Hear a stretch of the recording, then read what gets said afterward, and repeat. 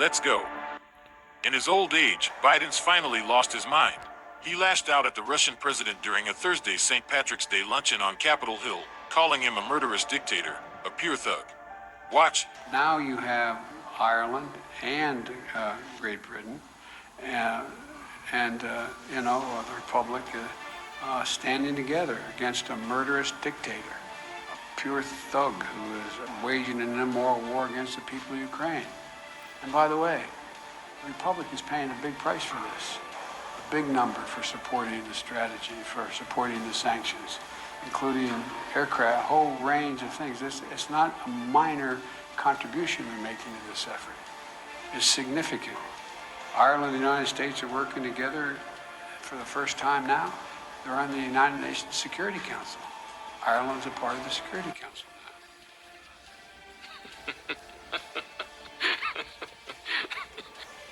It was like an old prostitute in a Sunday school for girls giving a lecture on morality, and here's why. In the last century, young Senator Biden publicly, unabashedly, proudly provided evidence on himself with his personal initiative. Belgrade was bombed and the Serbian quarters destroyed. It was he who ordered the Air Force to bomb Syria. Different. I just want to know what you suggest, because back then, when I was in your position, I was suggesting we bomb Belgrade. I was suggesting that we send American pilots in and blow up all the bridges on the Drina. I was suggesting we take out his oil supplies. I was suggesting very specific action. And isn't it interesting that we didn't... Now tell us, do Biden have the credibility and moral right to assess not only Putin but whoever is? Instead of dealing with the Mexican border and the influx of refugees, he is using the Ukrainian crisis to divert the attention of worry Americans from domestic problems. Watch. He's a former member of the Army Special Forces. He's running for Congress in the state of Washington. We needed a reality check on all that, so we're happy to be joined by him now. Joe Kent, thanks so much for coming on. I just want to say again that we're grateful that Congresswoman Salazar was game enough to come on the show. I appreciate that very, very much.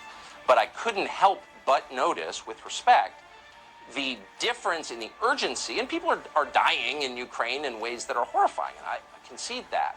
But we've had a slow-motion invasion to the tunes of tens of millions of people for like more than a decade, and it's accelerating. So why does no one in Washington seem to care about that?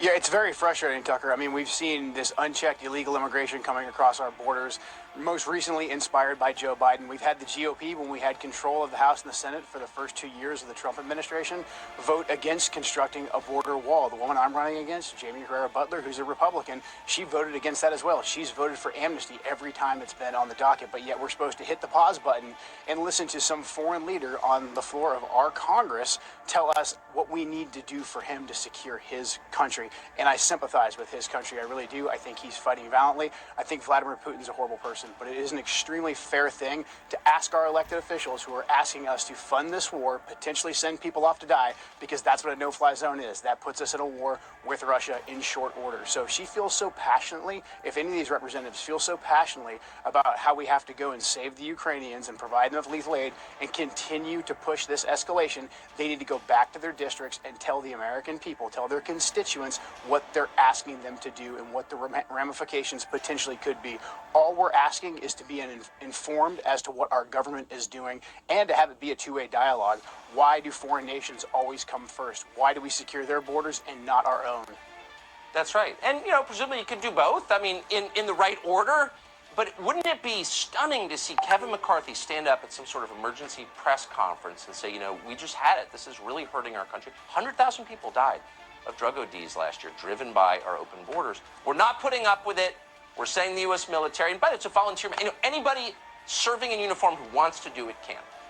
Well, how thrilling would that be? How hard would that be to say something like that? It would be amazing, and they should be putting pressure on the Biden administration right now to do that. Biden's the one that opened the borders up and forced this crisis. Why Republicans aren't calling the American people's attention to this crisis and showing us that they're working to solve it is beyond me. I don't understand it, but yet we see them have these massive press conferences. stand by these Ukrainian flags and say that they want to stand with people from another country. And that's just not what they're supposed to do. We could potentially do both things at the same time. I'm very cautious about this war escalation. I don't think we've really explained to the American people what we're asking them to do. And no one is really amplifying the fact that there is a peace offer on the table, but we're leading Zelensky on and leading them down the path to further slaughter and not encouraging them to follow this path of diplomacy. The war drums are beating very heavily because, look, it's a great distraction from the political crisis. It rallies everybody around the military-industrial complex and the media complex as well. So I think people just need to be informed as to what's going on here and what the true stakes are.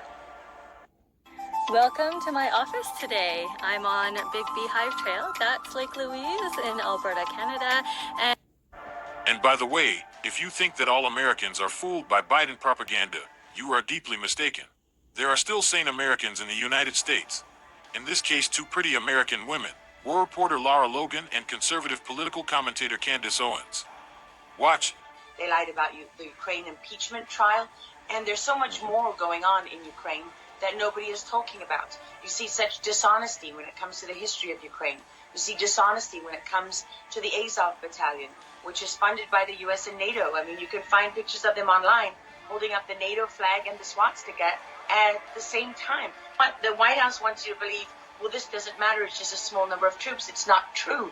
The Azov Battalion has been murdering its way through eastern Ukraine. Yeah. We don't want to admit this. This was why Crimea voted for independence.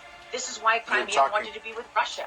When you know that the CIA sponsored the color revolution in Ukraine in 2013 and 14, that they selected Ukraine's leaders, go to Victoria Nuland's leaked phone conversation where she and the U.S. ambassador are deciding who can lead Ukraine. I mean, there's as much interference here as you could possibly imagine before you even get to Hunter Biden, Nancy Pelosi, John Kerry, and Mitt Romney, and all of their children who are employed, who earn millions from Ukrainian gas companies. We've got some mean tweets that I haven't seen yet, so we're going to read some of them. This is going to be fun. Oh, someone said to me, okay, I guess this is in response to a tweet where I said, I'm the only person who has considered how pulling out of Afghanistan and starting a war with Russia are related from an energy policy perspective. And Anthony said, hey, McFly, we didn't start a war with Russia. Putin didn't even start a war. He started a genocidal colonization. Where are you? Ukraine is defending itself and the rest of the world from an authoritarian regime, and all you can think about is fossil fuel profitability. Wow, a genocidal colonization is interesting. Again, going back to my point of people being stupid, he's not trying to commit a genocide of the Ukrainians. That obviously makes no sense because there is no difference ethnically from Ukrainians and Russians. Obviously, Ukraine wasn't a thing until 1989. Ukraine was created by the Russians. It was, they speak Russian, so it's absolutely ridiculous. And again, this entire episode has been exposing to you how ignorant people are about the goals of Vladimir Putin. He has goals. The goal is not to just get rid of Ukrainians. That makes entirely no sense. It would not be helpful for him. So I would just encourage that guy to get a little more. Thanks for being with us.